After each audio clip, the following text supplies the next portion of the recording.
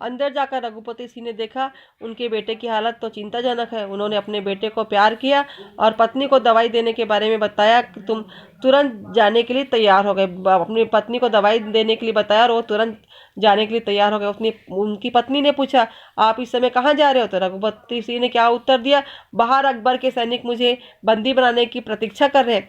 उनकी पत्नी ने एकदम उससे कहा कि ईश्वर के लिए आप आत्मसमर्पण कीजिए। ईश्वर के लिए आप आत्मसमर्पण मत करो, आप अपने पीछे के द्वार से निकल जाओ। रघुपति सिंह ने कहा, मैं ऐसा नहीं कर सकता। मैंने बाहर खड़े अकबर के सैनिक को वचन दिया हूँ। राजपूत जो रहते अपने वचन के पक्के रहते। यह कहकर रघुपति सिंह घर के बाहर चले गए। बाहर जाकर उन्होंने पहरे पर तैनात सैनिकों से पूछा, देखो मैं अपने वचन के अनुसार वापस आ गया हूँ। क्या बोलता है, मैंने जो तुमको वचन दिया था उसके अनुसार मैं वापस लौट गया हूँ। अब तुम मुझे बंदी बना सकते हो। सैनिकों ने कहा, मैं तुम जैसे वीर पुरुष को ऐसी विपत्ति के समय बंदी बनाना नहीं चाहता। तुम जल्दी से यहाँ से चले जाओ। रघुपति ने कहा, तुम मेरी विपत्ति के समय सहायता कर रहे हो तो मैं इसे कभी नहीं भूलूंगा। वो क्या कहता है कि तुम मेरी परेशानियों में तुम मेरी सहायता कर रहे हो तो मैं उसे कभी नहीं भूलूंगा। ईश्वर तुम्हारी सहायता करे। यह कहकर वह तेजी से चले गए। जब मुगल सेनापति को अपने सैनिकों द्वारा रघुपति सिंह को बंदी न बनाकर छोड़ देने का पता चला तो वह उत्तेजित हुआ। उसने उस सैनिक को बंदी बना लिया। रघुपति सिंह यह समाचार पाते ही तुरंत लौट आए और मुगल सेनापति से कहा, मैं रघुपति सिंह हूँ, आप मुझे बंदी बना सकते हैं, परंतु कृपा करके इस निर्दोष सैनिक को छोड़ दो। मुगल सेनापति ने रघुपति सिंह को तुरंत ही पकड़ लिया। उस सैनिक को नहीं छोड़ा। उसने आदेश दिया था कि कल सुबह रघुपति सिंह के और सैनिकों दोनों को फांसी पर लटका दिया जाए।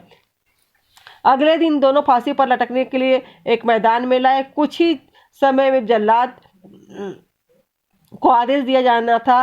केवल 1, 2 और 3 बोलना शेष था तो अचानक तेज गति से आते हुए घोड़ों की टाप सुनाई पड़ी। एक क्षण के लिए सब एकदम वो हो गए, शांत रह गए। तो बादशाह अकबर स्वयं पधारे थे।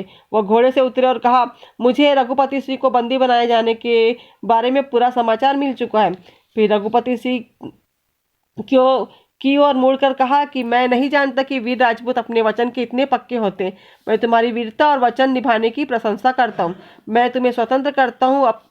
अब भी तुम चाहो तो मुझे अपना शत्रु मान सकते हो और यह तुम पर निर्भर है।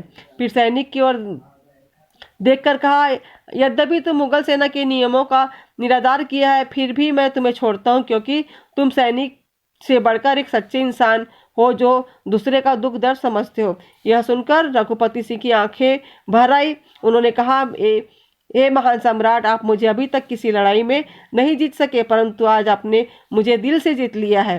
अब आप मेरे शत्रु नहीं रहे। बच्चों, रघुपति सिंह अपने वचन के पक्के थे। उन्होंने अपना वचन निभाने के लिए अपने जीवन की परवाह नहीं की। आपको भी वचन का क्या पक्का होना चाहिए। और यह ऐसा गुण है जो हर जगह प्रशंसा होती